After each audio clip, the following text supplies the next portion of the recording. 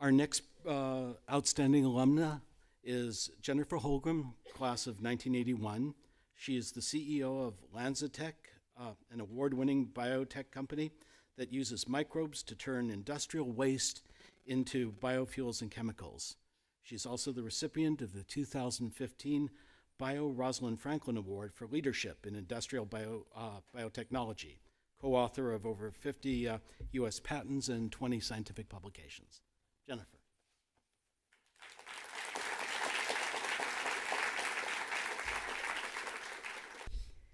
I was gonna say yikes. I always thought, oh my God, how did I get into Harvey Mudd? And now I'm wondering how I got on this Alumni Association Award. Thank you very much. I actually have to really thank Harvey Mudd for the opportunity to come to this school. It taught me how to think. It taught me how to be inclusive. It taught me how to challenge the status quo. It taught me how important it was to work in teams. And it taught me that being a good scientist wasn't good enough. You had to be a good human being as well. So for that, thank you.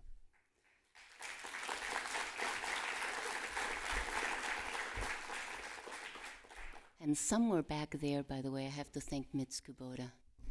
Professor Kubota was the guy who believed in me, kicked me in the butt, and sent me to grad school, and I am forever grateful.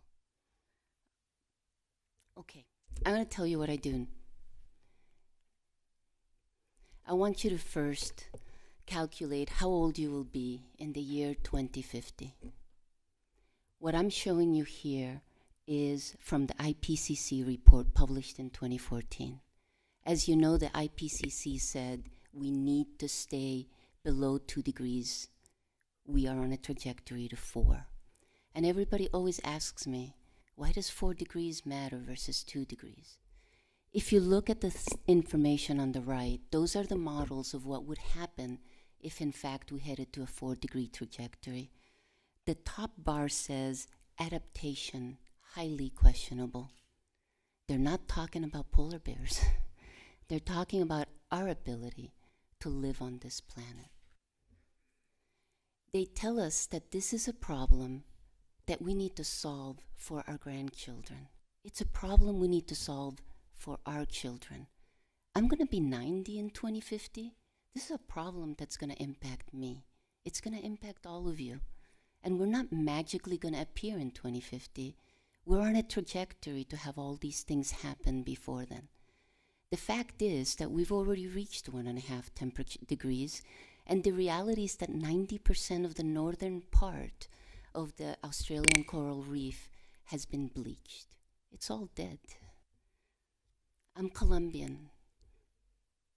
Colombia is a coffee-growing country. That's what we're known for. This is a map of the area in Santander where they grow coffee. And you can see it's a growing coffee country. If you look over here, what you see is what's going to happen if we continue on this trajectory in 2050. Colombia will not be a coffee-growing country. We talk about climate change as if it will impact rising sea levels. And quite frankly, nobody cares what happens to Florida. But this is not. This is not about rising waters. This is about a fundamental shift in everything about us. This is a true change to our ecosystem. I, for one, will not accept this trajectory. It's a choice. It's a choice that we make, and it's a choice I will not make while I am surrounded by so many smart people. So the question is, in Harvey Mudd tradition, what's the problem? The problem is shown here. What you're looking at is the fact that we've used up 65% of our carbon budget by dumping fossil carbon into the air.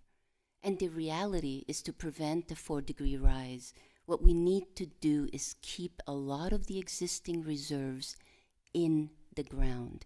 This is why the UK Guardian talks about keep it in the ground. They have a keep it in the ground campaign.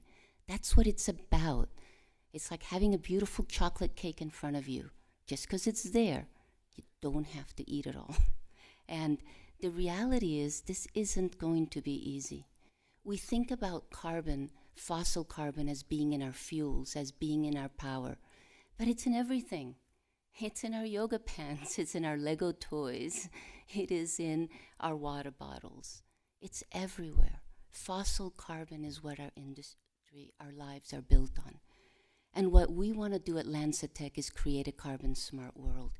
A world where consumers have a choice between products that are made with carbon, freshly squeezed carbon that's new, or carbon that is recycled. We've learned to recycle plastic, paper, but we never think about carbon as something that we must recycle. We have to learn to recycle carbon. And at LanzaTech, we are carbon recyclers. That's exactly what we do. You're used to the fermentation of sugar. You're used to organisms that take carbon and energy from a sugar molecule. Our organism takes carbon and energy from a carbon monoxide molecule. That's all it needs. And what it does is we're able to take industrial waste gases, which are rich in carbon monoxide, like steel mill gases, PVC gases, refinery gases. We take those gases, we compress them, we put them in our bioreactor, and we feed them to our bug. And it makes ethanol, and it makes chemicals, and it makes products. That's all it needs. An homage to Jackson Brown, a fermenter in the shade of a steel mill. And what you see there is 100,000 gallon a year production facility that we've built in China at a steel mill. And on the other side, you see some of our data. This is demonstration scale data. We have about 50,000 demonstration scale data points beyond this. But this run, which was in 2014, to me was the one that convinced me we really had something. This is a 50-day run where our carbon uptake and our productivity exceeded expectations. But most importantly, it is a time when pieces of equipment failed and we were able to bring the organism back, despite the fact that we starved it when a compressor shut down. This is the first time I realized that our organism wasn't a lab prima donna, that it really could go out there into the real world and work. I come from the refining industry, and trust me, you don't shut down a refinery because a pump fails. And you can't do it in biochemistry either. Now, the biochemist in the company told me I should have known that all along. I'm a chemist, I'm not a biochemist. But our organism was our great-granddaddy. It existed on our planet long before this beautiful atmosphere existed on our planet, when our planet was basically full of carbon monoxides, H2S, and all of these other nasty things. Today, our organism hides underneath the ocean, but nonetheless is a natural organism, and we've brought it back to enable this chemistry. So what next? We've built demonstration scale facilities. Now we have to build commercial. We have to go from 100,000 gallons to 10 million gallons. We have to go from a scale that costs $10 million to one that costs $100 million. And as we like to say, everybody wants to be first to be second. Nobody wants to take on that risk. And so in our industry, we say that what we're trying to do is cross the valley of death. My husband, 35-year Harvey Mudd sweetheart, 35 years ago, says, Jennifer, you're crossing the Grand Canyon of death. And actually that is true, but that was when I knew I was going to make it, because he reminded me on that day that every time I've gone hiking with him, he's carried my water, he's made sure I got to the other side, he picked me up when I fell, and he made sure that when I said I couldn't go any longer, that I really should. Thanks, sweetie. Anyways, we are going to get there. This is our first commercial facility being built right now. It's at ArcelorMittal. ArcelorMittal is the largest steel company in the world. And what those tubes are actually the piping that connects our commercial facility to their pipe that goes to the power plant. So it's on its way. It's being constructed. It takes a long time to get steel on the ground. We started with this piece. This piece was really important because they're at a shutdown right now at the steel mill. Because this was shut down, we were able to then pipe in, and we'll be up and running next year, hopefully before the end of this next year. It'll be our first commercial facility. We are actually building 3 commercial facilities. Once we're done building those 3 commercial facilities, we will be making the equivalent of 1.6 million barrels of petroleum equivalent. We will be keeping 1.6 million barrels of petroleum in the ground every year. That's the power of the technology. So let me talk about the environmental impact. The way I think about this is every time you prevent the carbon monoxide from going out into the air and becoming a CO2, you prevent some of this carbon pollution. But every time you make a ton of ethanol, you also make the equivalent of 5 barrels of gasoline. By keeping those 5 barrels in the ground, you also prevent a tremendous amount of fossil carbon pollution. And so when I do the math, we look at it from a CO2 mitigation perspective, but as I'll show you on the next slide, also a particulate and a NOx mitigation perspective. The reality is the combustion of carbon not only impacts climate change, but it impacts pollution. So if you look at this, averted from flare, displaced gasoline, both have a great impact. Our chemistry is not a perpetual motion machine, so we have to bring in energy. Net, we avoid a tremendous amount of carbon, particulates, and NOx. This is, in fact, the equivalent of, wrong clicker. This is the equivalent, every steel mill that I can retrofit in this way is the equivalent of taking 20,000 cars off the road. This is tremendous. This is real. Now, I started by telling you that fossil carbon doesn't just go into our fuels and chemicals. Fossil carbon also goes into everything else. So, of course, if you can make ethanol from a steel mill waste gas, you can also convert that ethanol to polyethylene. So you don't, polyethylene bottles, polyethylene plastic, all of these things are all made from ethylene as well. You can take ethanol and convert it to a drop-in jet fuel, drop-in diesel, drop-in gasoline. Hopefully at the end of this year, we'll be flying a Virgin Atlantic plane on synthetic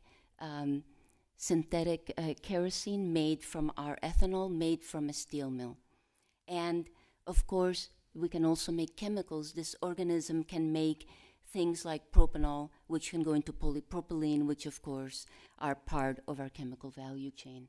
So this is the type of impact we expect to have. So I want you to think a little different. I want you to think about the circular economy and about carbon being part of that economy. And while steel is currently recycled, its gases are not. I want you to think that you can recycle those gases, convert them to ethanol, and as carbon capture and reuse, put them in your car as ethanol. I want you to think about sequestration, capturing carbon, and not sequestering it in the ground and paying money to sequester it in the ground, but rather sequestering in a chemical and getting value out of that. And that's what we can do. That is a different type of thinking. And I want to take you to where I started. I started talking about climate change. This is pictures from a window in China. This is what it looks like if you walk out in Beijing most days. This is why people wear masks. This is why you see children with masks, with little puppets and characters to get them to wear a mask. But you know that that carbon is 2.5 p.m. And you know that those masks don't stop that carbon. 25% of the children in India today die from an environmental reason, whether it be pollution in the air or pollution in the water. We cannot have this. And I recall that we can change this because I came to Harvey Mud in a year when you couldn't see the mountains for a month, and yet you can today. We cleaned up Los Angeles, and we can clean up the world. But it's going to take innovation. It's going to take strong will, and it's going to take regulation. But I would argue this problem is big enough that it's also going to take a headset change. I think we need the type of social change that taught us to put our seatbelts on, that taught us not to throw trash out the window. We have to learn to recycle carbon. And I would tell you that you guys can have an impact every day. A meatless Monday is equivalent to 1,200 miles each year. You can divest from fossil fuels, you can take shorter showers, you can walk to wherever you're going. I would argue that carbon is the challenge facing our generation. We conquered space last century. Now I would argue that how we use, how we source, how we dispose of carbon will define us. And I would also argue that we can do this. Thank you.